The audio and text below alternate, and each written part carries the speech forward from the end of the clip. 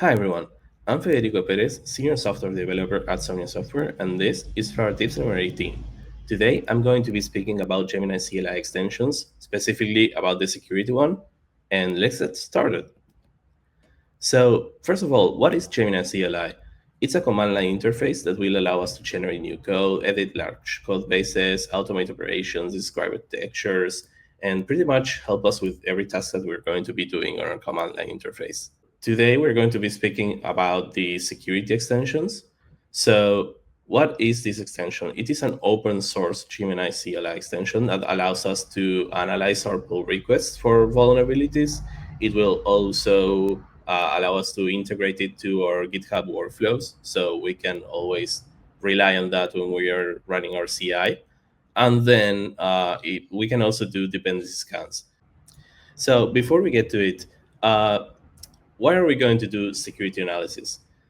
We need to be prepared for all possible vulnerabilities because attackers only need to find one of them, and we need to be prepared for every single one of them. So there is a big difference there between what they need to do and what we need to do to defend applications.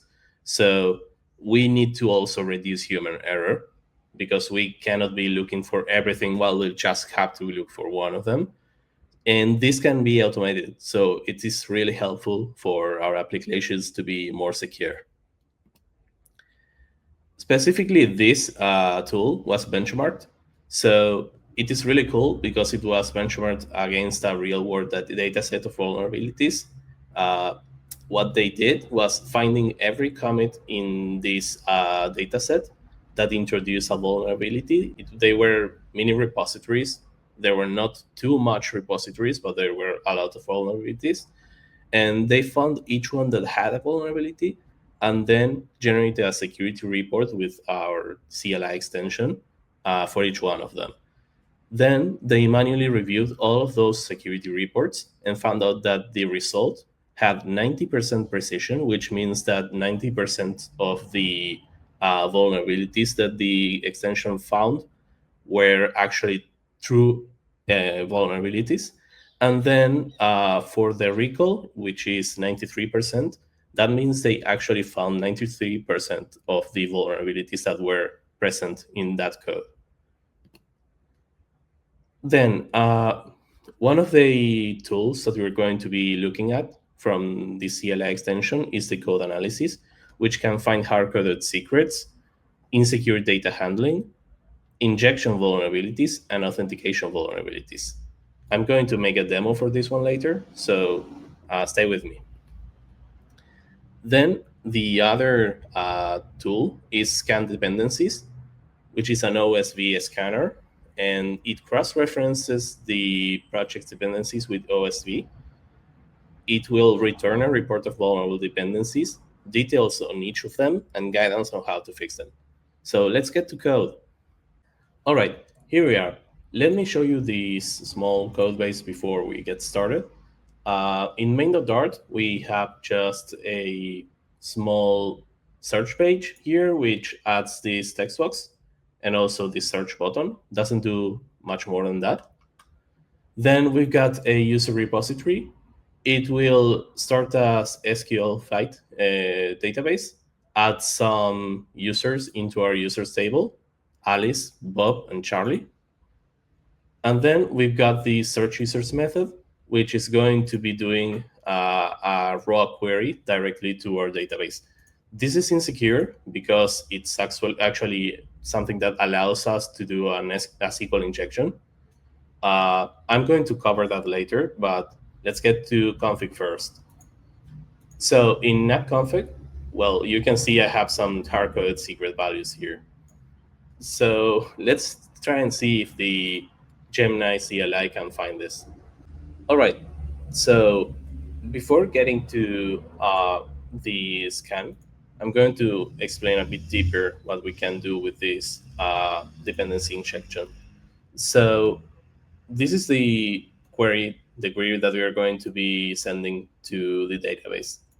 So if I replace the search term here for this quote and then or 1 equals 1, And these two dashes, which are actually the command line for SQL, what this is going to do is it's going to search users from the user's database where their name is like nothing, and then or one equals one, which is always true. So this will actually send you all the users, because afterwards this comment is going to make this quote disappear, so it will not cause an error. So let's try that in the code, in the application. So if I first search for Alice, we can see Alice here. Then let's search for Bob. I can see Bob here. But if I were to actually enter the code that we discussed before, I can see everyone from the database. So I can access our database without the actual permission to do so, or the credentials to get to every user here. And this is just a list of users, but maybe I could access passwords or some other uh, data in your database that you don't want to share with me. So, okay, let's actually see if the Gemini CLI can find these vulnerabilities. In order to search for the vulnerabilities, we're going to type security.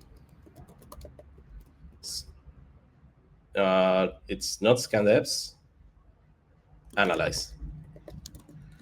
And then we are going to tell it that we want to scan every file under lib.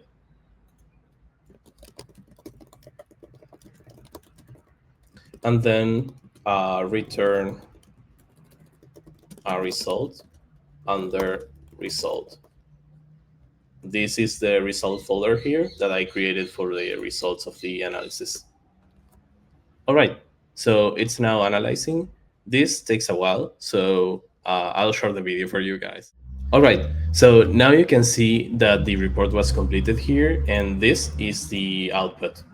So let's see if it found everything that we discussed before. So first of all here, this is a critical security issue, and this is the query that we were discussing. It will also describe it and give us a recommendation to use parameterized queries in order to stop having this SQL injection vulnerability. Then for the other ones, it's the API key and the DB password that I was adding here on a config. So it found every one of these vulnerabilities that we had in our code. And now let's do a dependency scan. Okay. All right. So here's the result. There are no issues found in our dependencies. That is what we expected, because there are pretty much no dependencies in this project. We're only using SQLite and Cupertino icons and path. So that's correct. We got the right result here. All right. Thank you so much, everyone. These were Flutter Tips number 18, and I hope you found it useful. Happy coding!